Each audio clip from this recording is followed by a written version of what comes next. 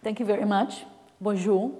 I'm afraid this is going to be almost the only word in French that I'm going to say today, but I'm very happy to be here and thank you very much for inviting me. What I want to share with you today is some knowledge that we gathered during the past 15 years about different types of dyslexia in developmental and acquired.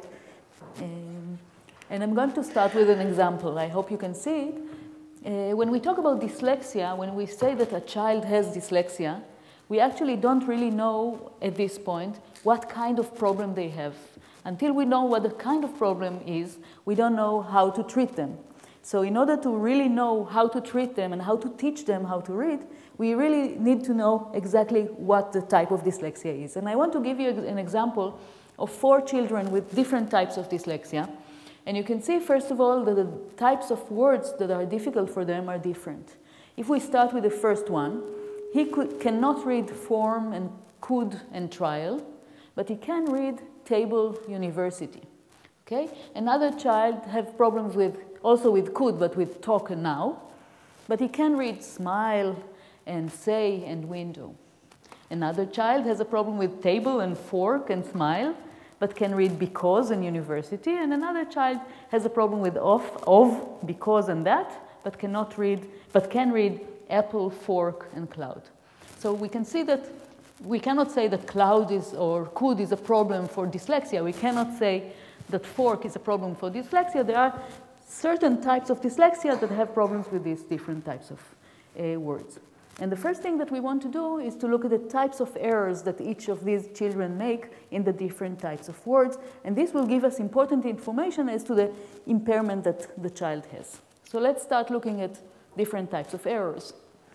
So the first child, instead of form, he says from. Instead of could, he says cloud. And instead of signs, he says sings. So what kind of errors does he make? Right, I can see you doing something like that. Exactly right. So what he does is he identifies the letters in the word correctly, but he doesn't know what the order of the middle letters is. So what he does is transpositions. He changes the order of the middle letters. Why does he read correctly the word table and the word university? Because if you change the order of the letters in the word university, you don't get any other word. So even if he is not sure if the N is before the I or after, he will read it as university. Right? So this is one type of dyslexia that we are going to talk about today. It's called letter position dyslexia. Another type of dyslexia, the second child, reads could as cold, talk as talk, and now as no. This is a different type of dyslexia, right? And he can read smile and say and window. Why does he read talk as talk? Because he reads in a conversion from letters to sounds. And when you read in conversion from letter to sound, you don't know that the L is silent. And therefore, you read instead of talk, talk. Instead of now, he cannot know if he should read it as now or as no, if he reads it in conversion from letters to sound.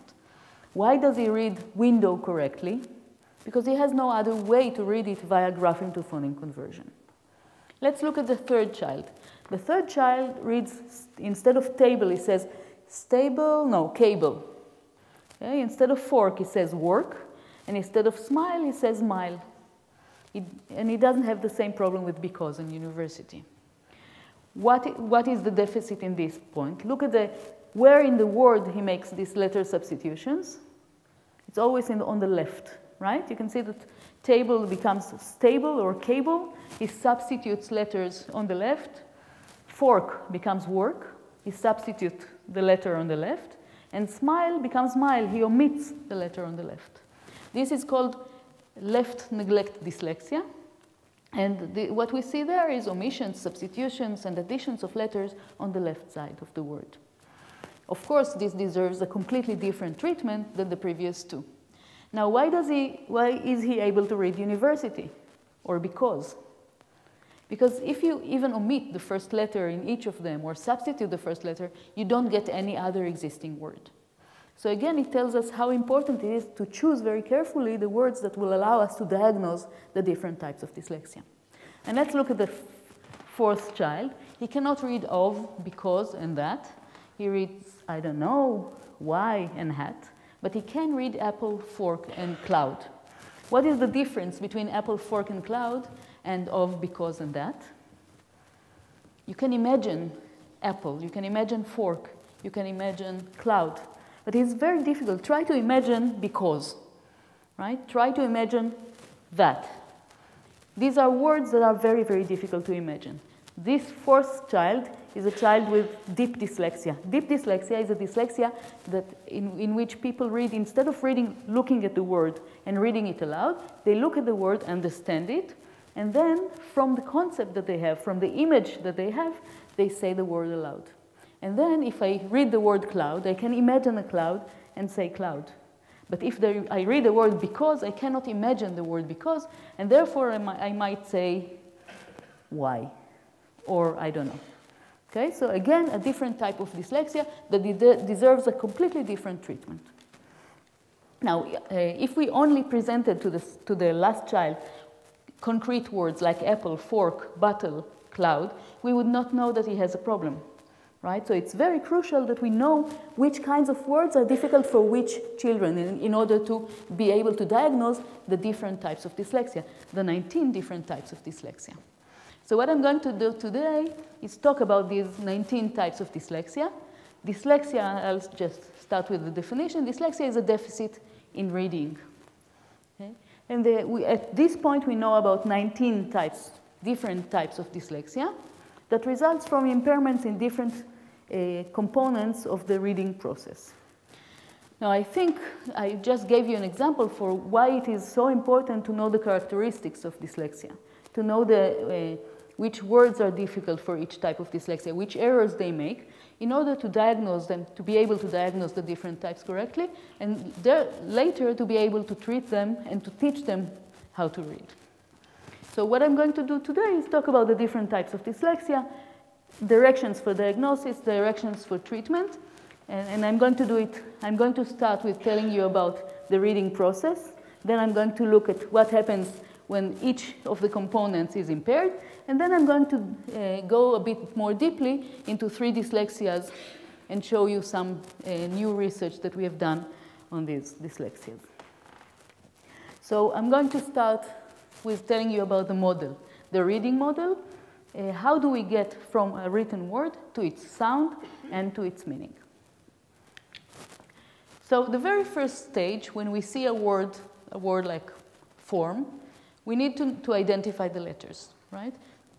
So the very first thing that we do when we see a word, when we see a word like form, we have to know that there are the letters F and O and R and M. At this point, we don't know the sounds of these letters. We don't even know the names of the letters. But we know, for example, that a capital F and a small f have the same abstract identity. Okay? But this is, of course, not enough, because if we see the word form, and we only know that there are F and R and O and M, what else can we get? From, for example, right? And if we get from, we know exactly the abstract letter identities, but we do not know the order of the letters. So the other thing that we have to do when we read a word is to identify the position of the letters within the word. So we have to identify the letters, and we have to identify the order, to encode the order of the letters within the word.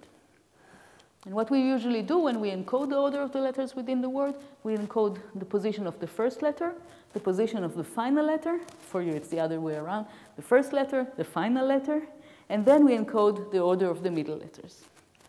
And even this is not enough, because usually we don't read a single word. Usually we read texts, we read more than one word together, and then we have to know, to be able to focus on one word and to attenuate the other words around it. So we have to know, for example, if we see 2 words, we have to know which letter belongs to which word, and this is the third function, the letter-to-word binding. Now we are equipped with a lot of knowledge. We know the identity of the letters, we know the position of the letters within the word, and we can bind letters to their words.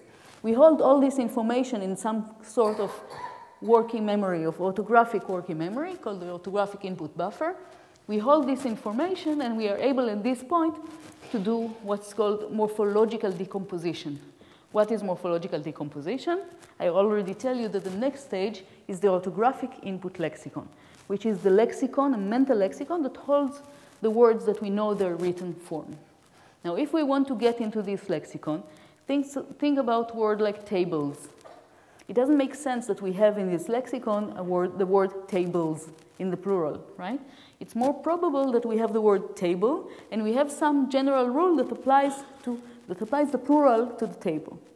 Now, if we have to read the word tables, okay, we see the word tables written, and then we have to read it.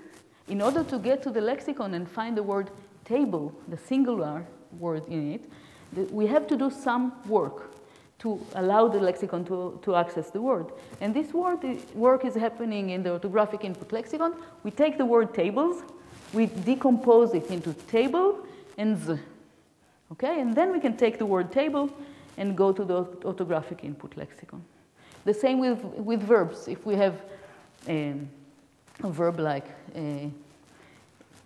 go, and we take the word goes, the S, the third person singular present S, also has to be decomposed from the base go. So this is what we do in the orthographic input buffer. And at this point, we know letter identity and letter position, but we don't know anything about the sound of the word and the meaning of the word. And this is, of course, the reason for reading. So in order to get to the meaning of the word and to the sound of the word, we get to this orthographic input lexicon. This is a lexicon that holds all the words that we know their written form.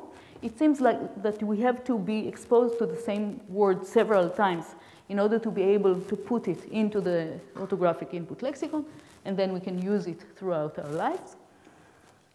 It doesn't include, at this point, the orthographic input lexicon does not include the meaning of the word. It does not include the sound of the word. But what it includes is, very importantly, it includes connections to the meaning of the word, and it includes connection to the sound of the word. The sound of the word is in the phonological output lexicon.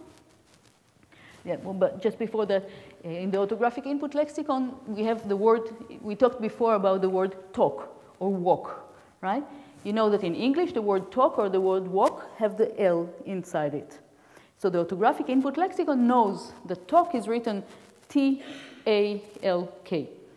Okay, the same, I think, with irregular words in French, like fils, F-I-L-S. This is where it is encoded, that the word is written like that, okay, in the orthographic input lexicon. And then we go from the orthographic input lexicon, we want the sound of the word, we move from the orthographic input lexicon into the phonological output lexicon. The phonological output lexicon is where we know the sounds of the word. So we know which consonants the word have, which vowels the word have, what is the template, where the stress is. So this is where we can distinguish between present and present, okay? And with all this information, all this phonological information, we go to the final stage, which is the working memory stage, the phonemic output buffer. And the phonemic output buffer has a very important role. It takes all these consonants, all these vowels, the stress position, assembles them together, and then holds the word until we finished saying it. So at this point, we can already celebrate.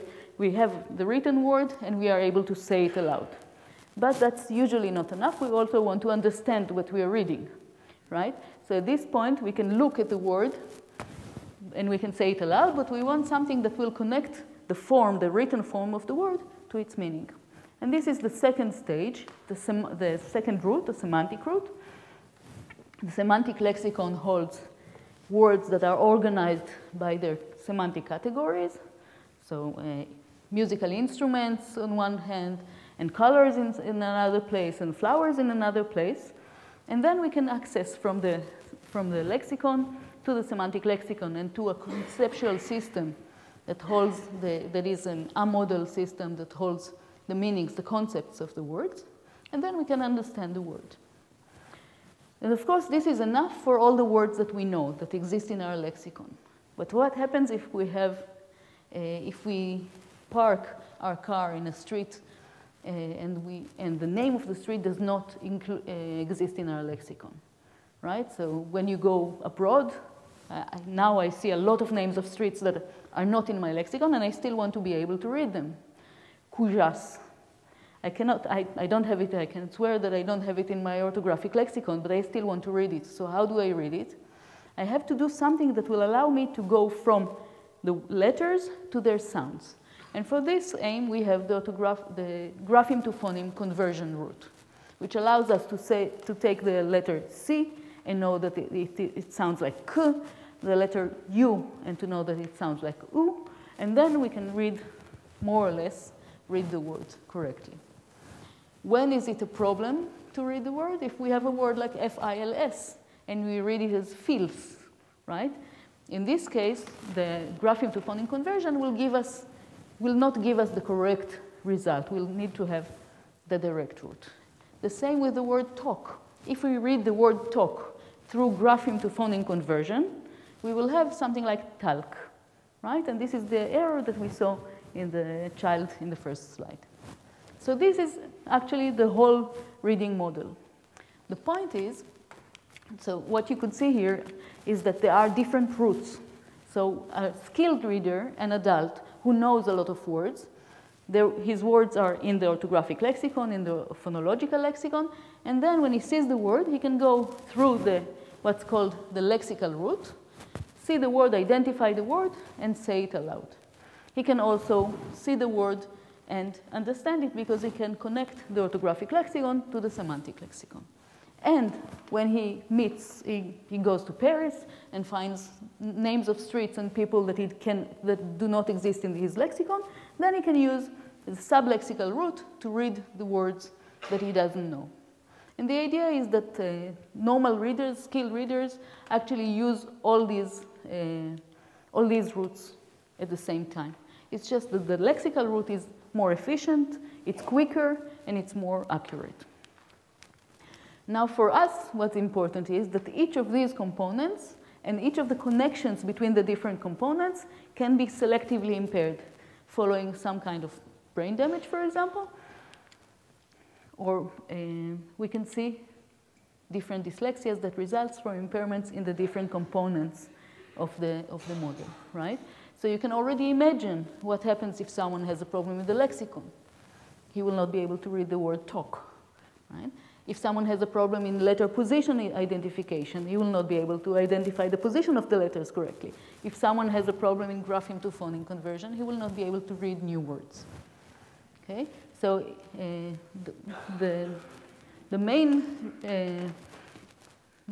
what I mainly am going to do today is to look very carefully at each of these components to see what each of these components is doing and what happens when this component is impaired, what dyslexia does it bring about, what are the characteristics of this dyslexia, and what are the directions for diagnosis and for treatment. Okay. And another thing that is important to know is that we actually, when we talk about dyslexia, dyslexia can be acquired. So someone can have normal reading and at some point after brain damage or a brain tumor or removal of brain tumor to start having a certain type of dyslexia. And this can happen with adults, but it can happen also with children. Make sure that they wear hats when they ride the bicycle. But we can also see dyslexias from birth. So we can also see children who are born with what's called developmental dyslexia. And we know that there are certain genetic bases to this. We recently did a genetic study with families of individuals with dyslexia. And what we see is that when the father or the mother or the grandmother has a certain type of dyslexia, we will see exactly the certain type of dyslexia. If a child has dyslexia, it will be the same type of dyslexia. And we see, and even sometimes we see several types of dyslexia and dysgraphia in the same parent, and we'll see the same mosaic of dyslexias in the children. These are just some families, and you can see, for example, this is the father and a son, And you can see that they have exactly, each color is a different type of dyslexia. You see that they have the same mosaic of types of dyslexia. Now we recently also, the daughter in this family became, now she's in 5th grade, and we diagnosed her, and she has exactly the same dyslexia as the father and her brother. So there is something genetic. It's not only that if someone has dyslexia, or if someone has dyslexia, it's most probable that someone in his family, his parents or grandparents have dyslexia, but it's the exact type of dyslexia that is transferred. Okay, so what I'm going to do now is just go and tell you a little bit about each type of dyslexia. And I'll start from the top, from the visual analysis system. We said that the very first stage of reading is the visual analysis system, the visual analysis stage. And in this visual analysis stage, we have letter identification, letter position, and letter to word binding. So you can start to imagine what happens if someone has a problem in this abstract letter identification stage. In this case, what we would see is letter identity errors, right? So someone may read as road, tail as take, brother is broth, and table is cable. And in this case, we see errors in the beginning, in the middle, and the end. We see omissions, and we see substitutions of letters. What's important for the diagnosis of this impairment is that even if we present a single letter, we will see that these individuals have problems in identifying the letters. Okay? And the problem is not a problem in vision. It's not that they don't see well. Because if we give them, for example, the same letter in different sizes or in different colors, they are able to say that it's the same letter. If we give them the same, either large and small or different colors. However, if we give them one letter in capital and the other letter in small, then they are not able to say that it's the same letter. So it's something about getting from vision to the letter identity. So to be able to know which letter it is. It's not about naming the letter or the sound of the letter. It's just about identifying the letters. Now, one type of this impairment in the first stage is accessing the letter identity from the visual mode. And this is called visual agnosia for letters. So the deficit is not in the letter identification itself, but in accessing the letter identity from the visual system. So I'm going to do a little detour now. I'm going to say something general about agnosia, and then I'm going to go back to letter agnosia. So just so you know what agnosia is, agnosia or agnosia. So visual agnosia in general, now I'm talking about the general term visual agnosia, is a problem, a deficit in visually identifying objects. So these are people who cannot identify bottles from sight, but they are able to identify, for example, they cannot identify a cat when they see a cat, but if they hear the sound of a cat, meow, then they will be able to identify that it's a cat. If they see a telephone, they are not able to identify it, but if they hear a telephone rings, they know that it's a telephone. So it's only identifying objects from vision. And it's important to distinguish between two terms that might be a bit confusing. The first term is if we see, I don't know, a giraffe. The object is a giraffe, we see a giraffe. The first stage is, and I'm doing it very, very roughly, is object identification. And then after we identify that this is a giraffe, we have to access its name, right? So if we identify the giraffe correctly, and we're not able to access the name, this is called anomia. Anomia, not name. Anomia is a problem after you identify, you know you have the concept, but you're unable to say the name. Now, agnosia is slightly different, because what agnosia is a problem already in getting from the visual system to the identification of this object. And in this case, it's not a problem in naming, it's not a problem in language. It is a problem in identifying objects from vision. And one interesting thing about agnosia is that it has different types. So there is agnosia for objects, and there is agnosia for faces. It's called prosopagnosia. So individuals who are able to identify objects, but they are not able to identify even their family members and themselves in the mirror from vision. They are able to identify people from the way they walk, they are able to identify people from what they wear, and they are able to identify people from when they hear them, but they are not able to identify them from vision. This is a different type of agnosia. And I'm talking now about a third type of agnosia, which is letter agnosia, which is a problem in identifying letters only from the visual, from vision. So letter agnosia is a deficit in identifying letters from vision. Now, I'll just give you an example of one child who was in 2nd grade. She came to me, her mother said, my child cannot acquire, she has a problem in reading, and she came to my lab, and we tested her, and we gave her words. She was completely unable to read them. And then we gave her single letters, and she was even unable to name the single letters. So we would give her one letter, she said something else, another letter, she said something else. And then all of a sudden, she started naming the letters correctly. And in my lab, I have a table that is, you can see from underneath it. So I was looking underneath the table, and I saw that she was, with her finger, she was copying the letter on her thigh. So once she was able to see the word, she was copying it, she was feeling the way her finger moved, and she was feeling it on her thigh, and all of a sudden she was able to name the letters.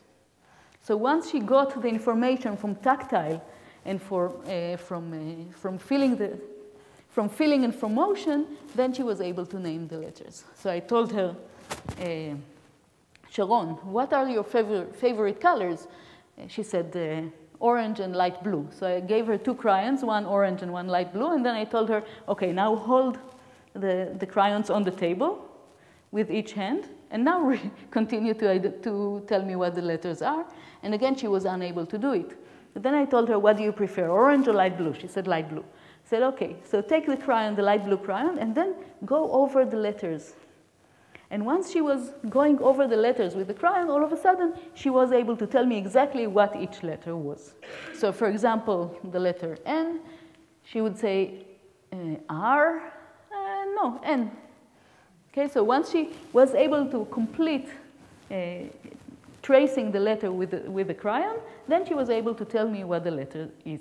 And this is, of course, very promising for teaching and for treatment, right? Because if this child was very lucky, she had a teacher who didn't know that the letter agnosia exists, but she felt that she needs to give other types of information for the child in order for her to learn the letters. So she went to the backyard of the school, and they were writing in the sand.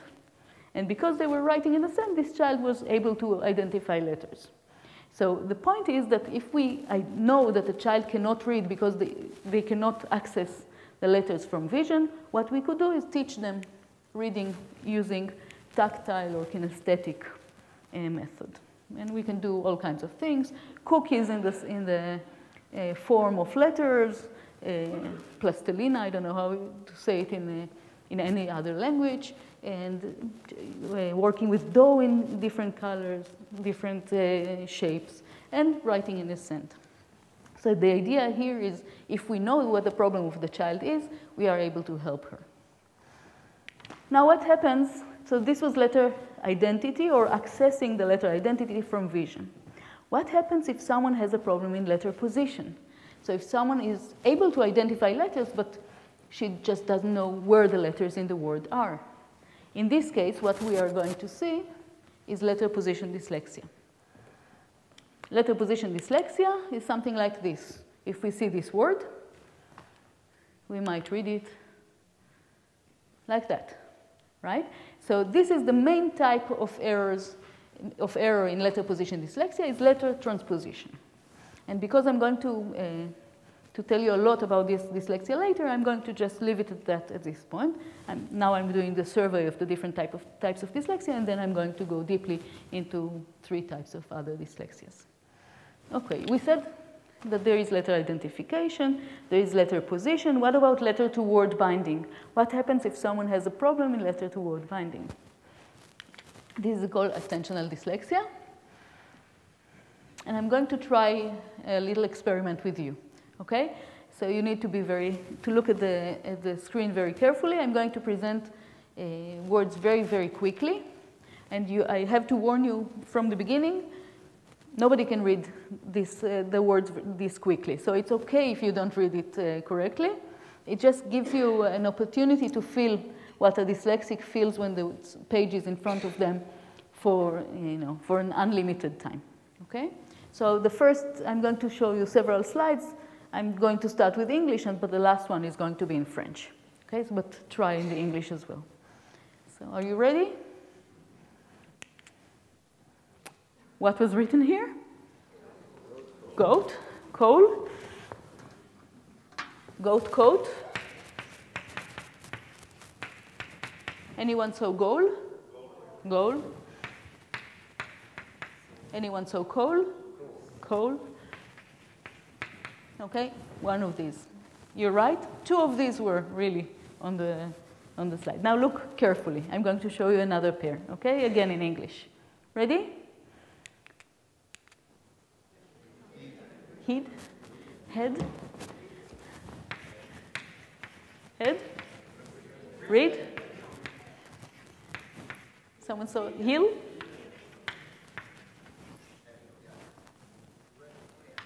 Reel? Okay. I'm going to try two more, okay? Different words. Ready? Wine. Mine? Wild. Anyone saw anything else? Mind? Okay. Now I'm going to try French. Maybe it will be easier. Ready?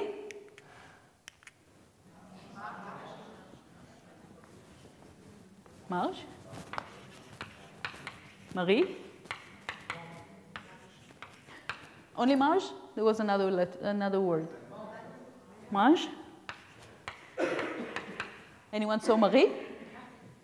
Marie. Okay. So what did we have here? I presented the words in time that didn't allow you to complete the reading process, right? It was only 100 milliseconds for two words. Now I'm going to show it to you for, you can sit back and enjoy and look at it very relaxed, in a relaxed manner. So you can see here goat and coal. So how come anyone saw goal here? What we were able to do, we were able to identify the letters. We were able to identify the order of the letters within the word, but we didn't have time to bind the letters to the words. So exactly, and this is what happened. So the L from coal moved to the first word, and it became goal. How come someone saw coat here? Exactly the same. We were able to identify the letters. We were able to identify, and we knew that T is the last letter, but we weren't able to localize it, to bind it to the word. And therefore, T from goat moved to coal. Okay? And you can see that it's something that happens to all normal readers in very, very short exposure. The important thing is that when someone has this kind of dyslexia, when he sees this pair for an unlimited time, he might say, I don't know, it's goal or coat or goat or coal. He will not be able to bind the letters to the positions. You're probably anxious to see whether there was a head there or not. So no head. How come we saw a head? We were able to identify letters, the order of the letters within the word, but not the position of the D, whether it was in the first word or in the second word.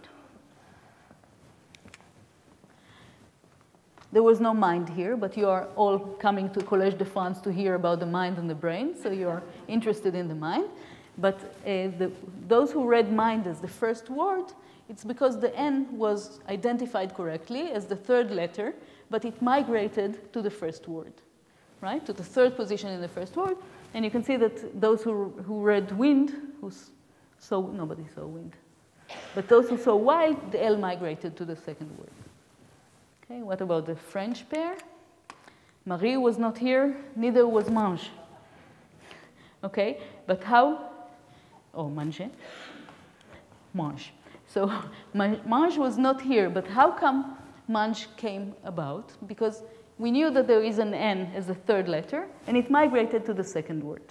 Okay? Now, the point is that when someone has this kind of dyslexia, letter-to-word binding dyslexia, or as it is called since 1977, attentional dyslexia, they identify the letters, the position within the word, but they are not able to know to which word each letter belongs. And therefore, they might read mange instead of, or Marie or mange when the letters migrate between the words.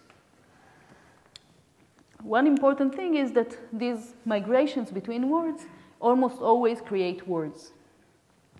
So when we compare how many of these migrations in this dyslexia create words and how many of these migrations do not create words, we see that almost all of them create words. Why is it so important for us? Because for diagnosis, we will have to present words that if the letter migrates between the words, it creates another existing word. If we don't give opportunities for lexical errors, we will not identify this dyslexia. So we could do something like that. We can show word pairs for which migrations between the words create another existing word. Another interesting thing that has something to say about the model for reading is that the letters always preserve their position within the word. So they might move from one word to the other, but they will stay in the same position within the word. So the final letter will move to the final letter of the other word. The third letter will move to the third letter of the other words. The first letter will stay first letter. And this happens in 94% of the errors in this dyslexia. Why is it important? Because remember now the model that I presented before. When we look at the model, we see that we have different functions for encoding of position within words and encoding of position between words. The fact that these individuals cannot bind letter to words, so they cannot encode the position of the letter between words, but they are able to encode the position of the letter within words, means that these are two separate functions. So it goes back to the model and says, okay, these are two separate functions that can be selectively impaired.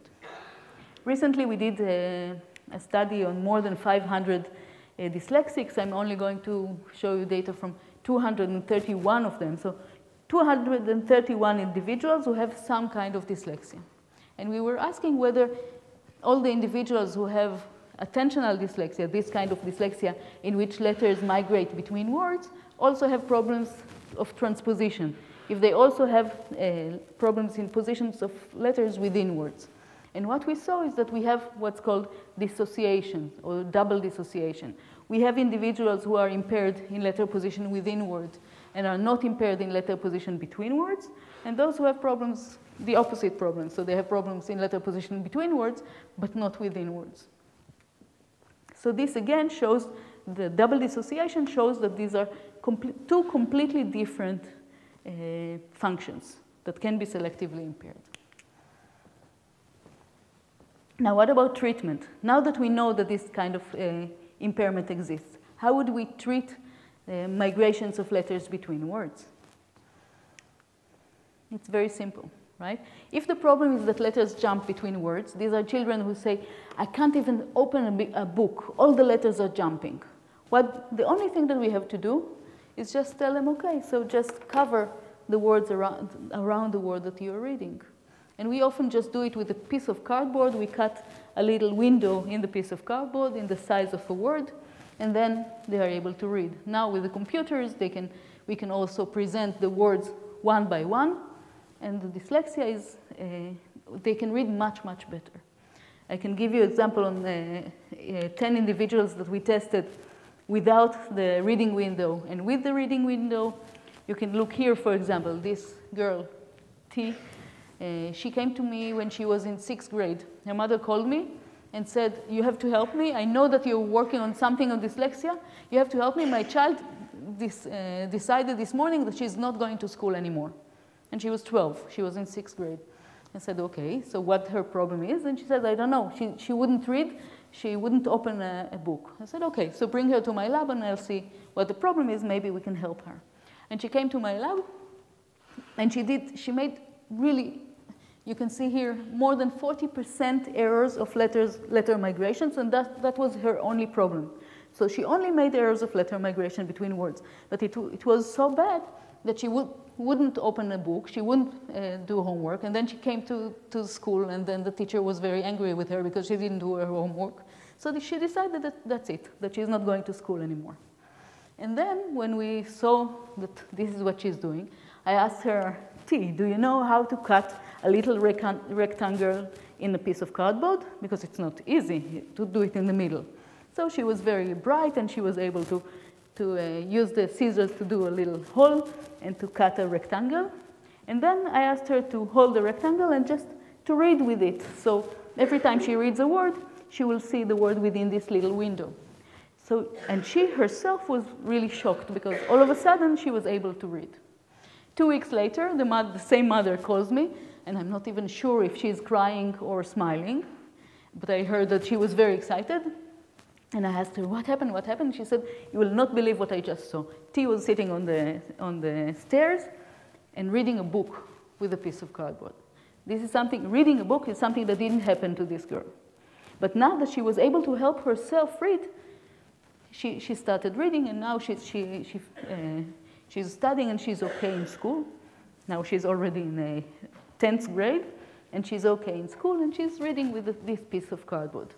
Why is it important? Because once we know, we only need to know what kind of dyslexia this girl has. If we know that this girl has a problem, that letters jump between words, then we can help her help herself, right? And this is a very, very simple way. It doesn't require any, it's not expensive, it doesn't require anything but a piece of cardboard. So this was attentional dyslexia. Another type of dyslexia that I'm just going to mention is the dyslexia in the output of the visual analyzer. It's called visual dyslexia. And in this case, the problem is in all the outputs of the visual analyzer, we see letter identity errors, letter migrations within words and between words. So someone may read brother as broth, or rather, tail as take or pale. So here we see letter identity errors. We can see letter migrations, so from to form, and we can see omissions from brother to broth. Now, what about reading comprehension? Often children are not diagnosed with dyslexia, but diagnosis says they have reading comprehension problems. What do you think these children will have, all these children that we mentioned until now, all these kinds of letter identity problems and letter position problems and letter migrations between words? Will they be able to understand the words that they are reading? Look at the model. If they are impaired in the very first stage, then the information that gets to the lexicon and then to the semantic system will be incorrect. And therefore, they will not understand what they are reading. They will understand the word the way they read it. So if they read the word could as cloud, they will understand it as cloud. Okay? So therefore, it's not only a problem in reading aloud. It really affects the way they understand the words. Okay, now I'm moving from the visual analysis stage, dyslexias that relate to the visual analysis stage, it's called peripheral dyslexias, to what's called central dyslexias, dyslexias in the next stages of reading.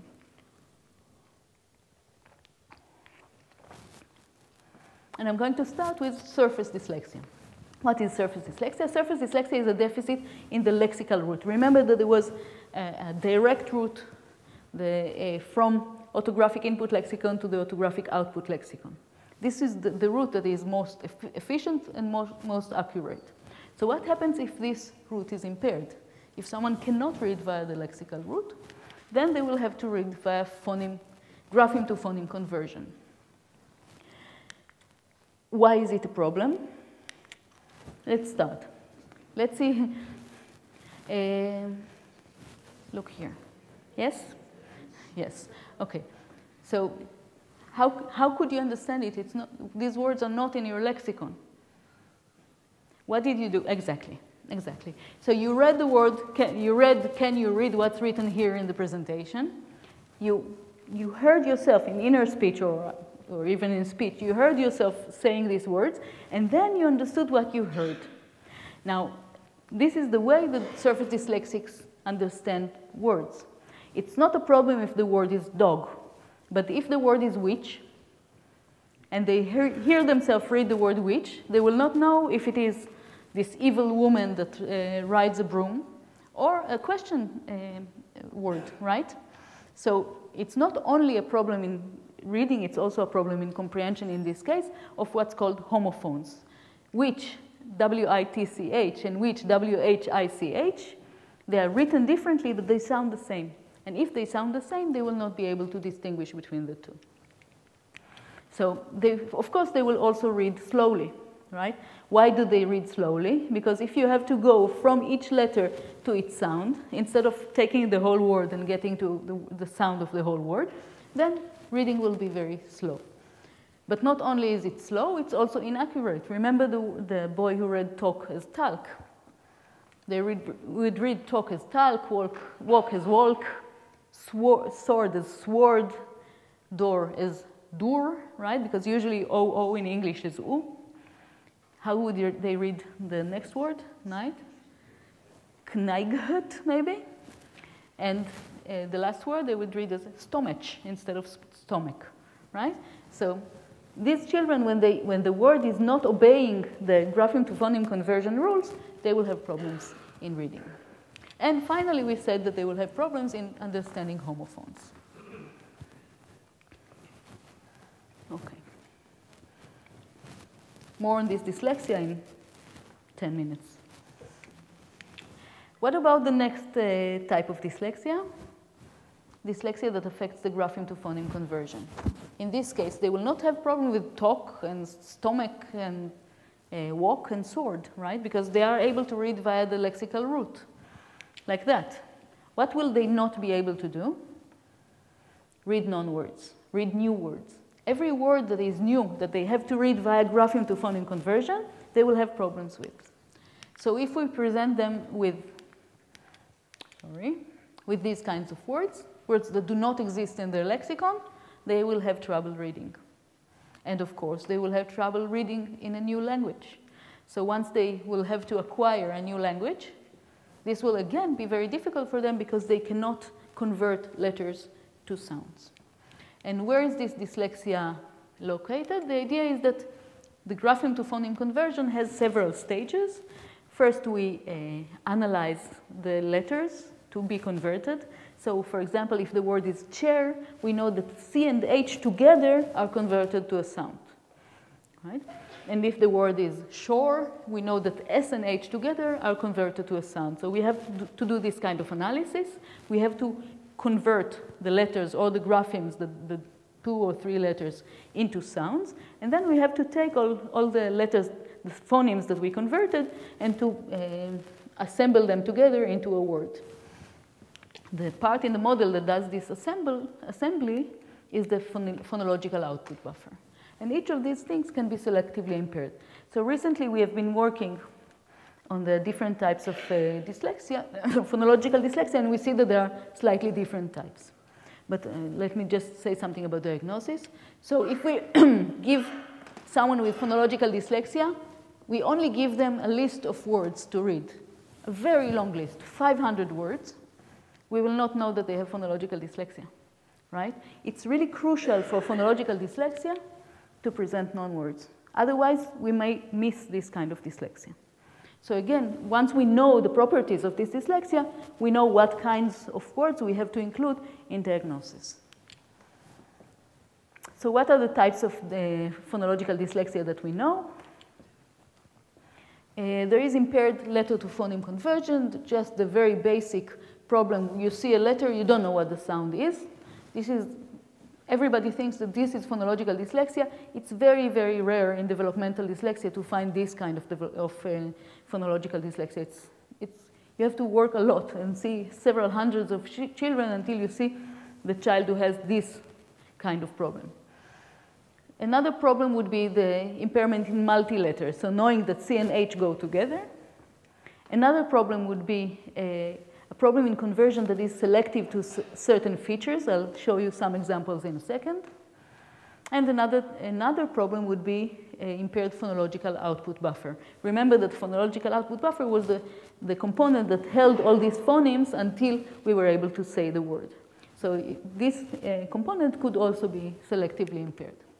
So the first type of phonological dyslexia, impairment in the letter to phoneme conversion, will even affect single letters. If we present the letter L, they will not be able to tell us what the sound of the letter is.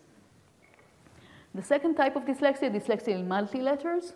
If we present L, they will be able to say it's L. If we show the letter T, they will be able to say it's T. But if we show S and H or C and H, they will not be able to tell us what the whole grapheme it converts to. And you can think about other types of multi-letter rules. For example, in English, when we have E in the end, and then we have another vowel before, the vowel becomes longer. So we don't read it made, we read it mate, right? This is another multi-letter rule. This is a multi-letter rule that could be affected by this kind of multi-letter phonological dyslexia. And these are one of my favorite types of phonological dyslexia. Dyslexia in a specific feature of grapheme to phoneme conversion. So have a look, it's a riddle. How come someone reads instead of pack, bag, instead of coat, goat, coat, and instead of town, down? And it's not a problem, you can see that it's not a problem only on the left, because they make errors also on the right. What connects P and B, G and K, T and D? They are very, very similar, except for voicing, right? If we say ba, ga, da, like we whisper ba, ga, da, pa, ga, da. We get P, K, P, K, T, right? So the only difference between them is called voicing. So there is a specific type of phonological dyslexia that affects voicing, and we like to call it dyslexia, right? Because Z is the voiced form of S. So instead of dyslexia, they would read dyslexia. Another type of specific phonological impairment is an impairment in which they read bad as mad or mad as bad, not as dot or dot as not. What is the relation between B and M and N and D? This you know usually in the winter when your nose is stuffed. Then if you could try to say not with your nose closed, you'll get dot, right? And instead of M, you get B. So this we call nasalexia, of course. It's a specific problem in the letters that have this nasality feature. And finally, dyslexia that we see very, very often, and it's not very often reported in the literature, but I think those of you who were teachers or who worked with children who acquire reading know that this kind of dyslexia exists. And this is a specific deficit in what? In vowel letters. Can you see, for example, form can become farm or from or frame or forum? The consonants are okay, but the vowel letters change. We call it vowel letter dyslexia, and it's quite a frequent type of dyslexia. I'm going to skip, but what you see here is that the errors are almost only in the vowel letters. The orange is vowel letters, the purple is consonant letters, and each pair of columns is a different participant. This is a study by Lilach Hentov-Kraus, and what you can see here is that each of them makes almost no errors on consonants and many errors in vowel letters. So this is vowel letter dyslexia. I'm going to skip the examples. And when we discovered this dyslexia, it took us some time. When you see a dyslexia that is not written in any book, it takes you some time to understand what you're seeing. And then the main challenge becomes to characterize this kind of dyslexia and to understand where it is coming from. So when you see this kind of errors in vowel letters, it could come from various places, right? We could say maybe there is a problem in the orthographic analysis stage. So it may be the case that these children can identify consonants but not vowels, right? So we were able to rule this thing out because they were able to identify single letters without any problem, including vowels and consonants. And when we gave them, when we bypassed the orthographic input, the orthographic analysis system, they still made errors. Another option is that they have a problem in the phonological output buffer. In this case, we would expect them to make errors also when they speak, when they read aloud, when they speak. But in this case, they had no problems in the phonological output buffer. I'm sorry, I don't have enough time to go into it, but if you want to ask about it, I'll be happy to tell you about it. And then we went to the grapheme to phoneme conversion and realized that this is the problem. How did we know that the problem is a selective deficit to vowel letters in grapheme to phoneme conversion? Because they made much more errors in non-words than in words. Remember that non-words are only read via grapheme to phoneme conversions. And only those who also have had surface dyslexia. So those who had to read words, could not read words via the lexical route, and were forced to read words also via sublexical route, they made vowel errors also in words. And we have this very cool, I'm sorry, I'm skipping, this very cool result. When we look at the probability of each child, each dot is a different child with vowel dyslexia, and we look at the probability of each child to make a vowel error, which we took from how many vowel errors they make in reading non-words, times the probability of this child to read via the sublexical route, which we took from their surface errors. And then when we multiply the probability to making vowel errors and the probability to read via the sublexical route, we have almost exactly the rate of vowel errors that they make in reading existing words. So what we see here is interaction we see how research in dyslexia can contribute to building the model of reading. Because we can see here that the model of reading did not include these different features in the grapheme to phoneme conversion. But now we know that the grapheme to phoneme conversion has conversion to specific features. It doesn't convert to a phoneme, it converts to a bundle of features that includes vowels and voicing and nasality and maybe more features. The final type of phonological dyslexia that we see is impairment in the phonological output buffer. And in this case, we can see, you can already imagine that the problem will not only be in reading, and not only be in reading non-words. Why? Because when you look at the phonological output buffer, it is also part of our speech process. So when we say words, we also use the phonological output buffer. So in this case, it's not only dyslexia. I don't even know if you want to call it dyslexia, but a deficit in phonological output buffer will affect reading aloud of non-words, of morphologically complex words, of numbers, and it will also affect speaking. So unfortunately, I wanted to show you an example of a person with the problem here, but I'm going to skip it.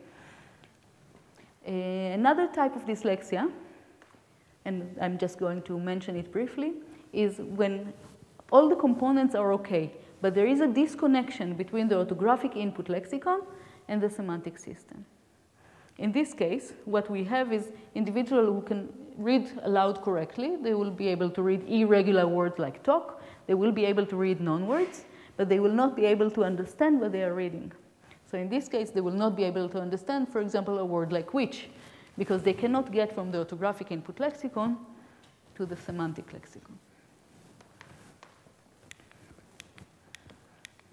Okay. The final type of dyslexia is deep dyslexia. Deep dyslexia is, why is it called deep dyslexia? Because these are individuals who are impaired both in grapheme to phoneme conversion and in the connection between the orthographic input lexicon and the phonological output lexicon. And in this case, they are not able to read aloud whole words. They are not able to read aloud grapheme to phoneme. They are not able to use the grapheme to phoneme conversion. And in this case, they will have to go to semantics and then to name the word. And this is like the child that we saw before, who was able to read fork and apple and cloud, but was unable to read the word like because. So let me give you an example of the the way it affects reading. So just, this is a person with deep dyslexia who had to read the word jacket. He probably imagined something like that, not very formal. And therefore, when he read the word jacket aloud, he read it as jeans. Okay? This is what we see. We see something that depends on the way you imagine the word that you're reading. And the main type of error that we see in deep dyslexia is semantic errors. So instead of reading gift, reading present. So the word is written in front of their face. And they see the word round and they say circle. Why? Because if you imagine something that is round, often you imagine a circle. I'm just going to give you a little example of what happens in a special orthography and a special language in Arabic, where the written language and the spoken language are different. So you can imagine what will be the interaction between this kind of, it's called diglossia, and deep dyslexia. So in Arabic, what we see is two different types of languages. There is the standard Arabic, which is the language that serves as the written language. This is how newspapers are written and books. And there is the spoken Arabic that is different from one country to the other, and sometimes between one city and the other. And it differs in syntax and in lexicon and in phonology. So these are really different languages. So you have different words for the same concept in spoken Arabic and in standard Arabic. So in what way will it affect reading in Arabic? I'll give you an example of two children with this kind of deep dyslexia. This is a girl who was 16, and their parents said that she has some problem in reading. So instead of reading blackboard, she read eraser. Instead of reading blind, she read eye. Instead of port, she read water. Instead of driver, she said taxi. And when I asked her, is this what's written in the word in front of you? And she said, well, I meant someone who drives a taxi. But the interesting thing here is the connection between the spoken language and the written language. Because when she saw the word tabib, which is a doctor in the standard Arabic, she said doctor, which is doctor in the spoken Arabic. And when she saw the word jalasa, which is set in written Arabic or in standard Arabic, she said a'ad, which is the counterpart in Palestinian Arabic and spoken version of Arabic, because she was imagining someone sitting. And then she said it in her language, which was the spoken language.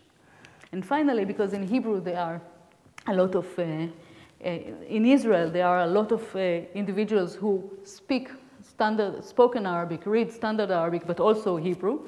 Sometimes instead of reading the word in Arabic, she would say the parallel word in Hebrew.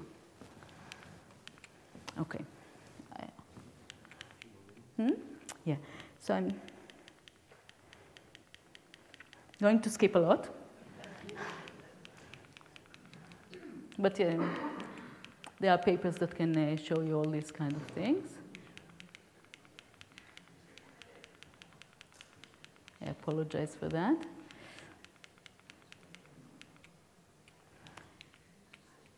I want to show you just in a few more minutes, 2 points, one about letter position dyslexia and the other about surface dyslexia.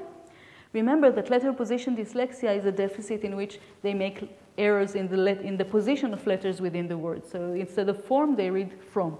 Instead of parton, they read patron.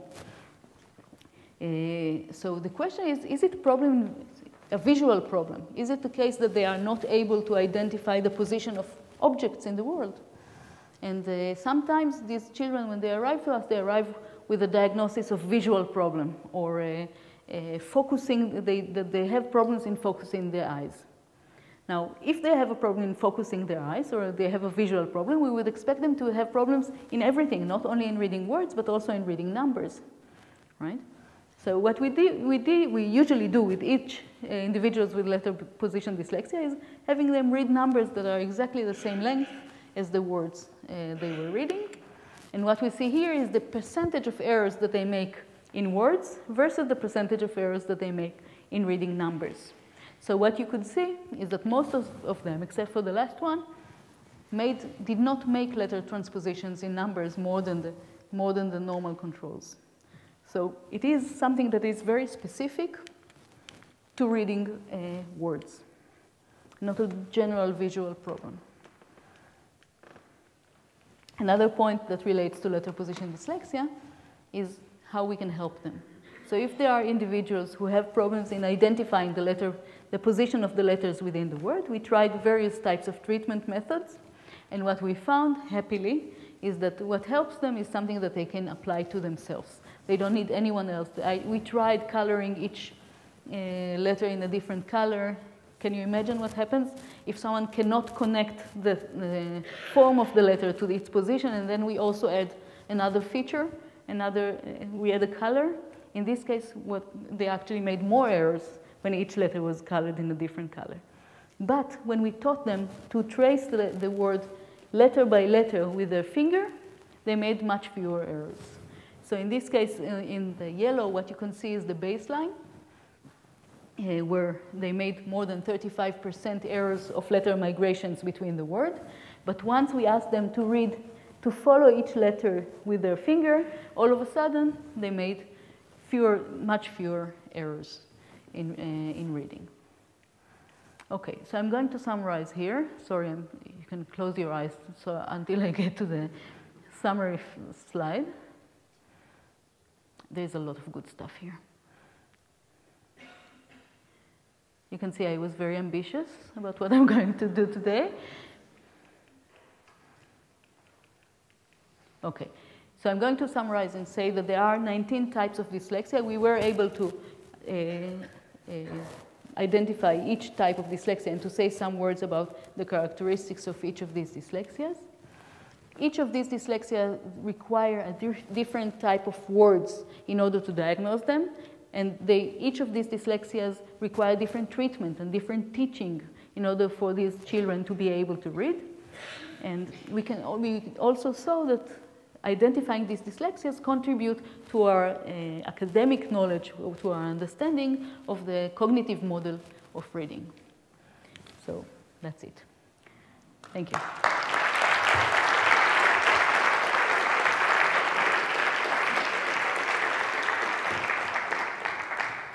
Thank you so much, Naama. We could listen to you for hours, I think. But this was a wonderfully synthetic presentation.